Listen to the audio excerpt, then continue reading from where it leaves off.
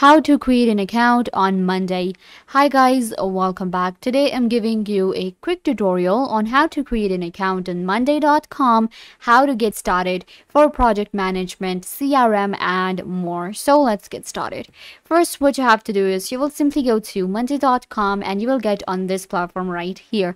So in order to get started, you will have to click on get started option given here, and you can see that there is no credit card required and you just have to enter your email address or sign up with your Google account. So I'm gonna go ahead and enter an email address right here and click on continue.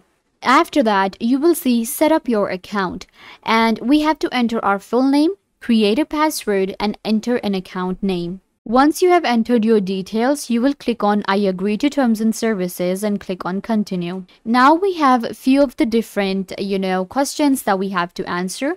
What brings you here? I'm going to go with work. What role describes you the most? You will select yours. I'm going to go with business owner and click on continue.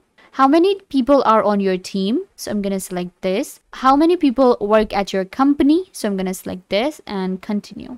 So what is the first thing that you want to do on Monday? So you can see we have a lot of different options. We have software development, sales and CRM, marketing.